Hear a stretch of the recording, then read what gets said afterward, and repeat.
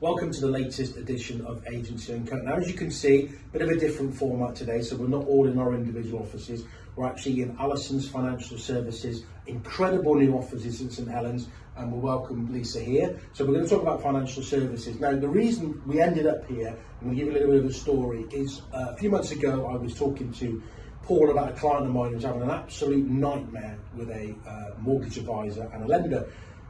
And Paula said, look, why don't you have a chat with Alison? She's a good friend of mine and she's got this incredible business. So basically I had to end up having a chat with Lisa and we managed to get this mortgage done pretty quickly. Yep. Nice mortgage, $750,000. So exchanged and completes in September. So we thought, why not come along here today and have a chat about all things financial services, the mortgage market, and see what the future holds. So Lisa, do you want to talk really about you as a brand, where you've evolved from, and I think you've been in the industry 25 years? I personally have been in the industry 25 years. Ali herself has been a financial advisor for 27 years. Okay. And Allisons has been on the market for 22 years now. Oh wow, okay. So Ali started the business after realising that true financial advice was required for everyday people. So it was the fact that quality financial advice just didn't seem to be available, whether that be with regards to pensions and wealth or mortgages, and being truly independent as well. So she decided to set up the business. Fast forward a few years and we've just moved in to our brand new offices.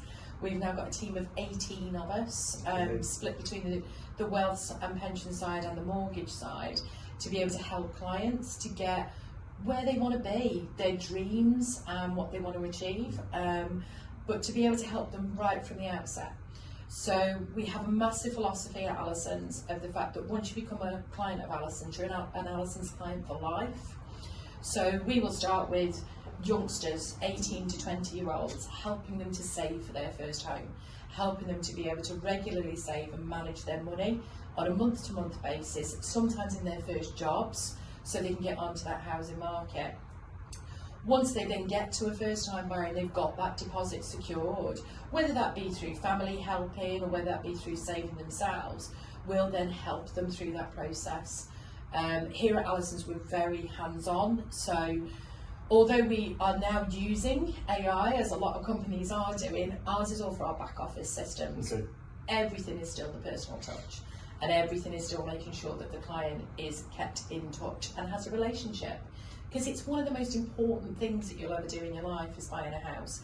And it's also one of the biggest debts you're ever going to take. So you need to know that you've got the safety and the knowledge and you've got the experience of the people that you're working with, that they're doing the right thing for you. And that's what we pride ourselves on.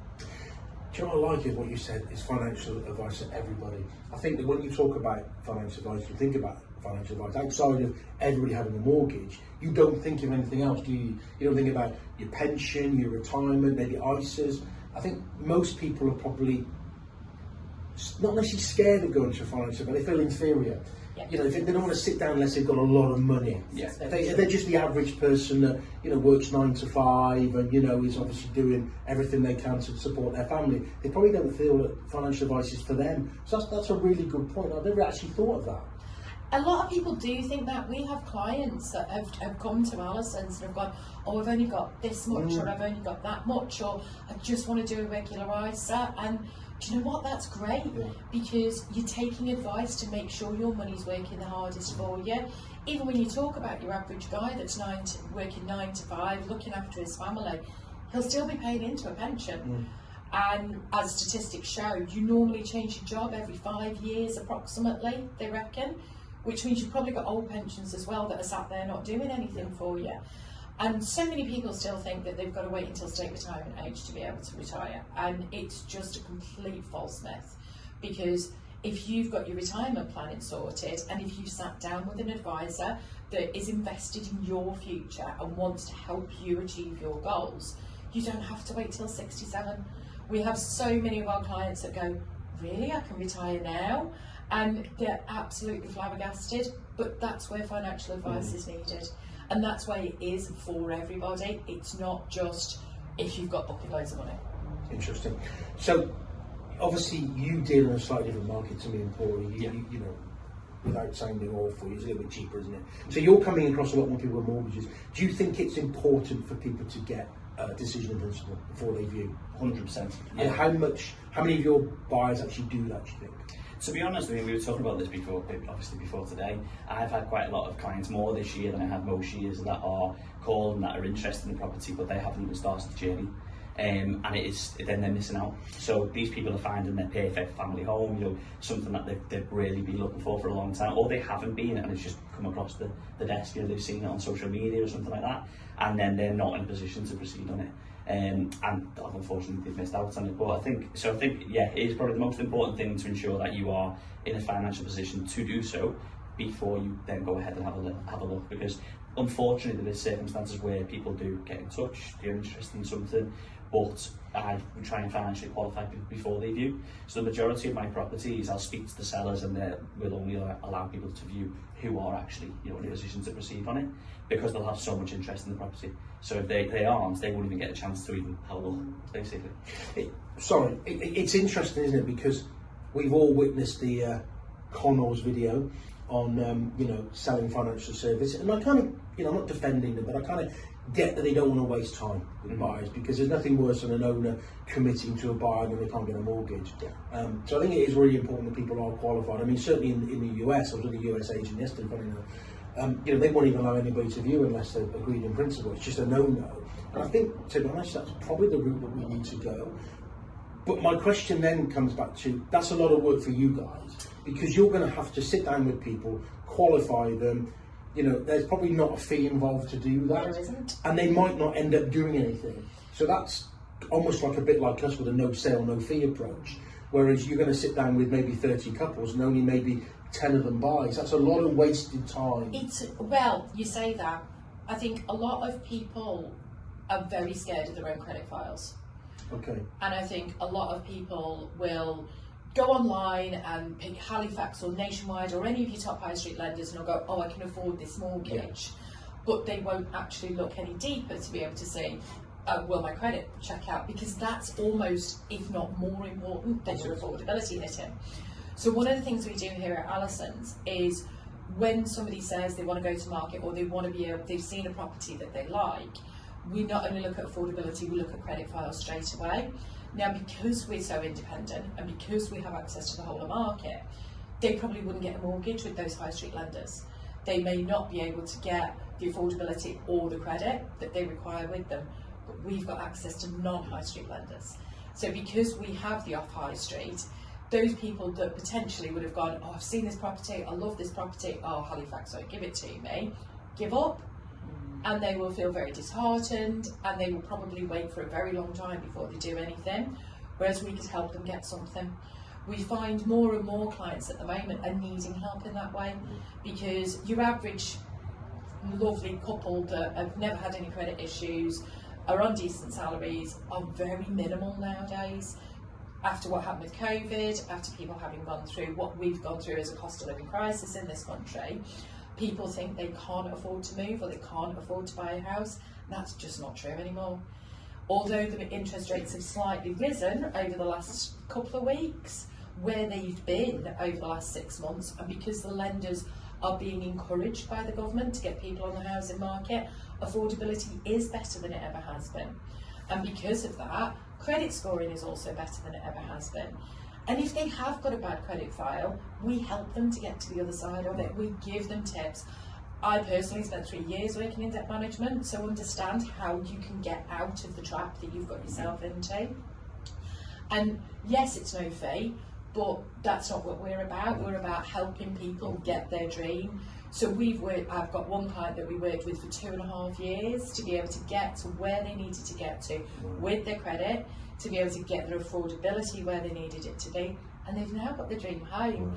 And that to us is so much more important. The job satisfaction of seeing somebody and speaking to somebody on the day that they get those keys, oh my goodness, it just far outweighs anything. So going back to the government wanting the lenders to lend more money, are you saying that lenders are more flexible on debt, more flexible on loan to value? Yes. They're being forced to lend? They are. So the 95% mortgage disappeared during COVID. And it was a scare thing for all the lenders because of how everything happened with the markets. They then introduced it with government backing. That was the only way they were going to do it. Now, when the government withdrew their backing from it, all the lenders have still pretty much stayed in the market at 95%.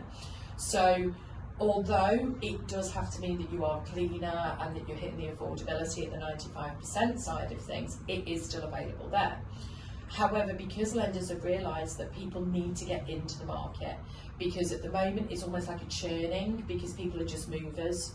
There's not a lot of first-time buyers. I heard on the radio this morning that the average 25-year-old is still living at home with parents, which wouldn't have happened donkeys years ago. And the average, I think, first-time buyer age at the moment is 36. And the government want it to be the fact that people are there and that people are buying these houses that they've committed to building. So the lenders are relaxing their affordability requests. They are taking further things into consideration that they wouldn't have done before. And they are easier on a credit score than what they used to be. So if you've missed 1 or 2 payments 2 or 3 years ago, it's not going to affect you getting a mortgage anymore. Whereas 12 months ago, it probably would have done. So, if the average first-time buyer is 36, does that then put pressure on the rental market? Yeah. But it also puts pressure on the owners, the parents, of having to stay in their houses longer to accommodate for extra bedrooms. Absolutely. So we've found that we've got a lot of family gifting deposit at the moment, which is acceptable. Yeah. Absolutely acceptable. It just needs to be disclosed early doors. It does. As long as you tell us up front, we get the lenders. It can be a gift, it can be a loan, it can be either, and we have lenders that will take that with no issue whatsoever. But you also have something now called joint borrower sole proprietor, which a lot of people don't know about. That's a lot of words. I know, sorry. Can we break that down? Joint, yeah. JSSP. So what a joint borrower but sole proprietor means is, if you've got mum or dad that want to help you get onto the housing market, and you've only got your 5% or your 10% deposit, your affordability is not allowing you to do it because you're not on enough per year. So what they do is they take mum or dad and they go on the mortgage with you. So not like a guarantor then? It's the old style guarantor. Okay. So it's almost like an old style guarantor that they've reinvented. So mum or dad or both can go on the mortgage with you, but you are the sole owner of that property. And their affordability is taken into consideration. It is. And what if they've already got a mortgage? Does that matter? It doesn't normally, when you're looking at mums and dads' ages, it doesn't really tend to make any difference. If they've already got a mortgage, it is taken into consideration. But a lot of these couples or these single people that we find that need to use this facility, they only need sort of another £10,000–15,000 a year income to get to where they need to be, which they're not going to get in a very short space of time in their work, but mum or dad's income will help with that. So we're finding a lot more. We've got some great lenders, high street as well, that are offering that now, and more are coming to the market because they know it's needed. The other side you have of it is shared ownership. So a lot of properties at the moment are being marketed as shared ownership. There's a new build predominantly on there. Yeah, they are. But unfortunately, shared ownership is almost a double-edged sword, because you've got to afford the mortgage, but you've got to afford the rent. Yeah. And the rent can end up being more than the mortgage payment. Absolutely. Yeah. Strange that one, isn't it? It doesn't make any strange. sense to me how that works. Yeah. It's got to be a unique buyer for Absolutely. that, and then resale can be difficult. Exactly, yeah. And it's great because you can do staircase, which is what the term is, to be able to end up owning your property completely. And it might be the right thing for you, but when there's so many different options within the marketplace now for first-time buyers or for even for movers, that's why it's so important to get advice, because you could be turning around and going, oh, I've got to save all this money for a deposit, or I've got to do all of this to my credit file, and you might not. The majority of us, and I think obviously I tend to not deal that much with first-time buyers, and you guys obviously don't really tend to either. But at the same time, when we do get them, it's really interesting to see how little they do know. Absolutely. But at the same time as well, like obviously second-time homeowners who are looking at selling to purchase and still need that little bit of a mortgage, they don't know. There's so much new things out there. They thought they could only borrow a little bit based on what they looked at 10 years ago. Exactly. And it is so different. It's changed. The market for mortgages is changing all the time. Anyway, well, when you've got your second-time movers, they normally think they're going to wait until their fixed rate ends, and they haven't. No. If you want to move house, penalties, haven't they? Exactly. They think they're going to have to pay all these penalties off. They've got to move mortgage lenders and all these myths that used to be true, but they were true 30, 40 years ago. If you've got a second-time, third-time, fourth-time mover, even if you're in a fixed rate, I will almost guarantee your mortgage is portable. And what portable means is you can take your existing mortgage, move it to your new property, and then just top up the extra that you need. So you don't even have to change your rate if you're on a good rate. So just to understand that, if you've got, say you've got a year left of your fixed rate, so would you still only have a year left at your new Correct. mortgage? And then what, you remortgage? We just refix it. Right, okay. So a remortgage is moving away from your existing lender. If you do a product switch with your current lender, which we don't charge any fees for anyway from a product switch point of view, then we would just do that. But what we always try and do is tie it up so that you fixed rates eventually all end at about the same time, so that again you've got access to the whole market, so that we can go back to market to work out what's right for you. Interesting. The other thing I think is really interesting is the way that the market for first-time buyers has shifted. I mean, I look back to, you know, when I was in agency in the 90s and we had high streets and high streets only, and that first-time buyer would sort of walk around all the banks, because there was banks and building societies in there plenty, you know, 20 on the high street, and they come in with, like, you know, I've got this from Abbey National and this from Cheltenham and Gloucester and this from, you know, and nowadays all the banks have gone. Yeah, I think that's really what's so important, and probably a reason why people, when they're looking online, are maybe less trusting in financial advice, not from an individual, more from online. Yeah. I think this goes back to important to what you mentioned earlier about using AI with administrative stuff, which it makes complete sense, but still having that personal element where someone can pop in and actually trust you, Exactly. and get to know more about them. And I think that's one of the advantages of moving here. I mean, obviously we're very central now, being in St Helens, but right off the M62 as well. And here, people can just pop in and ask the questions. People can just ring up. We've just launched live chat on our website as well yesterday. So people can ask those questions. And that doesn't mean that you've got to come and do business with us. That doesn't mean that you've got to come and work with Allisons. But if it even gives one more person that little bit more reassurance about what they're doing, then we've done our job. Yeah. So going back to, you know, the mortgage calculators online, because I've had a few people with a few cheaper things that I sold many years ago, where they've kind of gone on and printed it out. So with that mortgage calculator, it's a bit like anything. They only work on the information you put in. Absolutely. So they're not touching those people's credit report. So ultimately that could change dramatically, couldn't it? So when you look at their credit report, does that leave a footprint? No. Right, okay. So what we encourage, product placement, is Check My File. Check My File are a really, really good credit reference agency now. That give you a cross match of everybody. Okay. So you tend to have three main credit reference agencies. So you've got your Experian that everybody's heard of, Equifax, and then you've got TransUnion. Right, so TransUnion have been around for a very long time, but with Check My File they give you all three. So dependent on who the lender's going to use will depend on who they're using to check the credit. But when we look at Check My File, we can see a whole picture, which is absolutely fabulous. When you get to a decision in principle, which you guys need to be looking at the properties, that decision in principle will have left a soft footprint on the client's credit file, but it doesn't affect the score.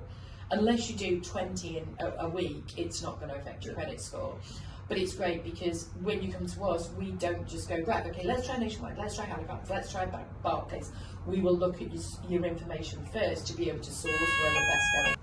So what we do is we make sure that the lender that we are going to get the decision in principle with is your highest chance of passing. Okay, right. So it might not be the best product. Absolutely. It might be the best chance to get a mortgage. Absolutely. So you tend to find we get clients that come to us and go, oh, I've seen this rate with such and such a person, and it would be with a 40% deposit and a £1,500 fee and all of this sort of bits and pieces around it. But what we'll do is we'll go, right, okay, where does your affordability meet? Where does your credit file meet? And then is it worth you paying the product fees with the lender? Because if you're only taking a 2-year fixed rate on a £150,000 mortgage, it's never worth paying a £1,500 fee. But people think that because they get a lower rate, they're paying lower payments, great, but you're not going to save that money back in 2 years. Yeah. So that's part of what we do and part of what we're making sure of. I think that's why what's so important about it, if people understand the difference between an agreement in principle and a decision in principle. Because we get so many people who say, I've got an agreement from the bank, they've said that they'll borrow us this, but when I say to them, actually when you read it, it says, we could borrow you this based on what you told us, but we need to do an actual decision. That's the important thing, is where they get in with you guys, see that actually, the bank says based on your credit file and everything, this is what we will That's lend you. exactly it. That's so much different to just an agreement. And you get a certificate. And I've always found it better when I get a decision in principle, agreement in principle from a financial advisor, as opposed to somebody who's just, well, I've been online and I've got this decision. So just to clarify, we're saying that really agreements in principle, we shouldn't take them. We should move to decision in principle. I think if it's coming to someone who's, if you've got a property that's got lots of offers on it, for example, or they're making an offer, then, as opposed to they're making an offer. All offers should have a decision in principle. But obviously, because we know they can proceed on that, and not find out later down the line when we took the property off the market that they can't proceed, because then the seller's lost some important time on the market. And it's come through a mortgage broker, financial services. It's so important as well for people to understand that when you go to a bank, they just give you one product, because to be honest, banks can't bother with the admin work, they'd rather an advisor do it. So when you go to a bank, they'll give you one size fits all thing, whereas if you go to an advisor and they can look at the same product with the same bank, or maybe different products with the bank, and give you so much more, options. And you do tend to find that if you go to your bank, which is where the majority of people start, you'll go to your bank. Sometimes you're waiting 2 or 3 weeks as well to speak to a mortgage advisor, because you've not got any branches on the high street anymore. They're all based in call centres, and because they'll have an absolutely top-notch rate, they'll be doing applications, they'll be doing quotations, they'll be doing your decisions in principle, and they haven't got enough advisors anymore. And you then 3 weeks down the line, and they turn around and go, no, actually, I can't give you a mortgage, I'm sorry. And then you go, right, okay, what is going on? We're still recording. There's always one in there. Yeah. And then that person and that potential client is getting really worried, because they're thinking, well, I thought I could go to my bank, I've been with them for 20 years, they're always going to look at me favourably. But they deal with it as a completely different thing. They don't think about you as a person. They don't think about you as royalty. Exactly. They think about you as a sort code and account number. Yeah. The other thing as well is they're not fighting for you as a client. Exactly. So if you go direct to the bank, they're going to give you what they want because you come to them anyway. They're not fighting for your business because you come to them. Whereas if you go to them through an advisor, they're more likely to give a lower rate because they're fighting for your business. Absolutely. Yeah, good way of looking at it, definitely. And how do you find it with sort of second and third and fourth time buyers? Because obviously it's slightly different then, because they're not necessarily sure what they're going to get for their house. Would you recommend they come and see before they come to market? I would always say Zoopla and Rightmove will always give you a fairly accurate idea-ish of what you're going to think. Yeah, sorry. What do you think? No, right, okay. The problem with it is that it doesn't take into consideration the work you've done. Right. It doesn't take consideration. All it will look at is the sale price history, and then it will add on inflation. Yeah, there's no hidden value put in there. No, and also, and don't get me wrong, the house could have gone the other way. They could have bombed it out, and it could be like, rented out and had squatters in for 5 years. So it doesn't take into consideration any of that. So, unless you've actually moved into a house and not done anything with it for 10 years and then get a price, that works, but that's a rarity. So we've always said, I'm obviously completely wrong now, we'll do it differently. Learned something today. With the Zoopla and Rightmove, we've always used that as an estimated value. However, when a client comes to us, they're normally pretty sure what they're going to get for their house. Oh, Jean next door but 2 sold hers for this, or John across the road sold his for that. So if they haven't gone to market, we will always use an estimate of what the equity is going to be.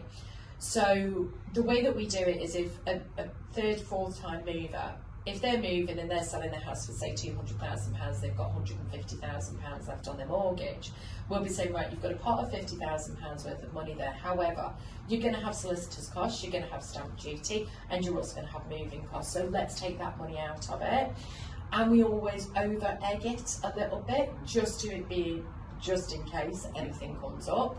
And then we use whatever it is as to what's left over. So on somebody like that, I'd probably say, right, we'll probably leave £10,000 and use £40,000 as the deposit. We can give them a decision in principle on that basis, as them using £40,000 worth of equity for them to be able to move house, get the maximum affordability for them. Great, go and have a look. I would never recommend, though, somebody putting an offer on a property without their property being on the market. We've had a lot of clients recently that are going, oh, well, I'll just let my existing house out and it'll be dead easy. I can do it on a let-to-buy basis, because it's been the buzzword from people that are online that I don't particularly agree with.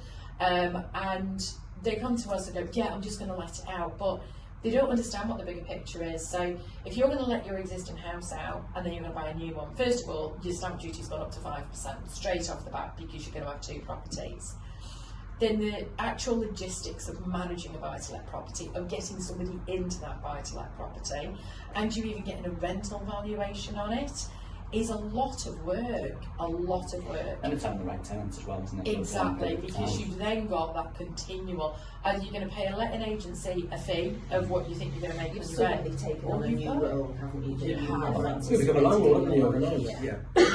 We get accidental landlords where they've inherited properties, which is absolutely great, but if you're choosing to do that, you need to be really up with it and know what you're doing, and not only have us and have a solicitor, but you need an accountant as well. Yeah. Yeah, good. Good. And my final question is, what do you guys charge? So, general new client that walks in the door to us wanting to be able to do a remortgage or move house is 395.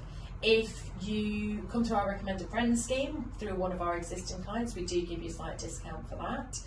As then a returning client, your fee drops. So your fee would then drop to 275 if we were then to remortgage you in the future. But if you were just doing a product switch, we don't charge anything. But part of our fee is also making sure that you and your family are fully protected. So we won't just only look after your mortgage, we will also make sure that if anything was to happen to you, your partner, or any of your kids, that you are going to make sure that they are looked after with your life insurance, critical illness cover, income protection, the things you don't want to talk about, we're not scared to talk about. And that's all we charge. And for that, you get obviously the full service. We do little bits and pieces of things like, if right now, when the rates are slightly higher than what they have been, you decide you want to buy your house, it's probably going to take you 3 or 4 months to complete. We make sure if the interest rates then drop, you get the lower interest rate. We make sure that you are completing on the lowest rate you can. Sounds great. Okay. Any questions, guys? Not from me. I think you've answered everything. Good. Thank you. That's been brilliant. You're more than Much welcome. Come appreciated. back. We will do, definitely. Thank you.